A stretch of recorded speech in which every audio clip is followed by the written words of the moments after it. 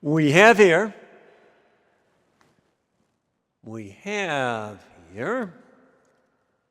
quite simply a large card. Large card. I don't think I want to pay the postage to mail this card, so you can always give it to somebody. Better hand it to them. And the important thing for us tonight is there's just one word on that card. One word. Don't know if you can see it. One word. One word on the outside. One word on the inside. And that word is love. Love. Well, love is a key word in tonight's gospel. God's love for us and the love that we should have for each other. Jesus is with the apostles at the Last Supper, and he wants to tell them of all his teachings, what he truly wants them to remember. Listen up, this is important. Love one another as I have loved you.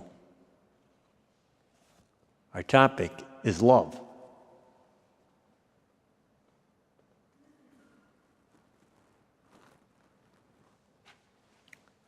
Now, we want to remember, just take a look at what is this love that God has for each one of us. What is this love? How would we describe it? First of all,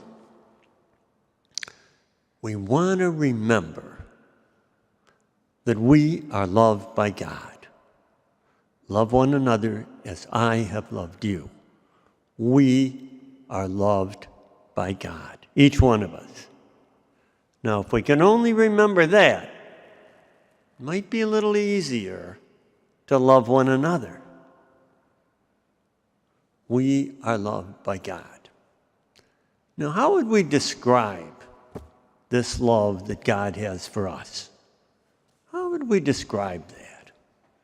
Well, last week, Mother's Day, I asked the women inmates over at the Justice Center jail block away, how would they describe a mother's love for her children?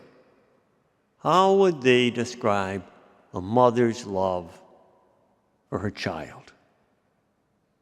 They thought about it, and I tried to write down what they said. They said a mother's love is unconditional. Mother's love is unconditional, and it always forgives. It doesn't stop, and it lasts forever. And nothing can stop that mother's love. Separation doesn't stop a mother's love. And of course, they know that well. They're separated from their children. And that day, one of the women asked the rest of us to pray. Pray for my daughter. She's making her first communion today. And obviously, her mother wasn't there. Perhaps you'll agree this might help to describe God's love for us. Nothing stops it. We want to remember Christ's words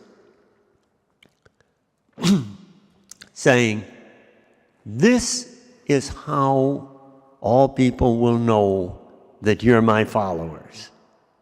This is how they'll know that you are my followers, by the love you have for each other.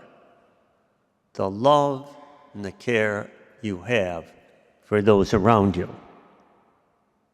Now notice, he doesn't tell them to wear a uniform, doesn't tell them to wear a sign or hold a sign up saying, "I'm a follower of Christ." He just says, love one another. And people will see that, and they'll get the message. they will get the message of who you are. Love one another just as I have loved you. And this is how they know it. This is what I did, Jesus told the apostles, and that's what I want you to do. Now go and do it. Now sometimes we might be surprised at what the effects of the love that we show to one another, the love and the care that we share with those around us. Love can take all kinds of forms. And many times, if not most times, it's just the ordinary actions each day of showing kindness, showing courtesy, showing respect to those around us.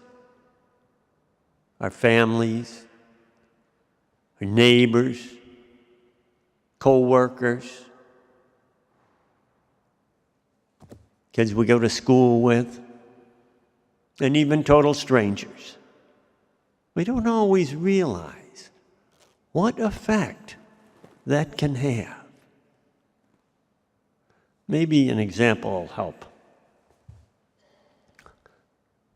I've known Denise all her life. And recently she gained a job with a local nonprofit on a project in the neighborhood. And she told her story to us. She said, you know, ever since I was a child, right from out of that gate, people kept telling me how bad I was and the bad things that I did. So after a while, I didn't care. I just acted bad if that's what they want. Outside, I was strong, tough. But inside me, I was a wreck. It got so bad that even my kids didn't want to be around me. They avoided me. But you know, the people on this job, they care about me. They value what I do. They really have taught me what love is. And I'm a changed person because of it. Sometimes we don't realize what ordinary kindness can do. Remember, Jesus was telling his apostles this message, reminding them of the love they should have, just after Judas had left the Last Supper to go out and betray Jesus. Now, Jesus knew what Judas was doing. He told him he did.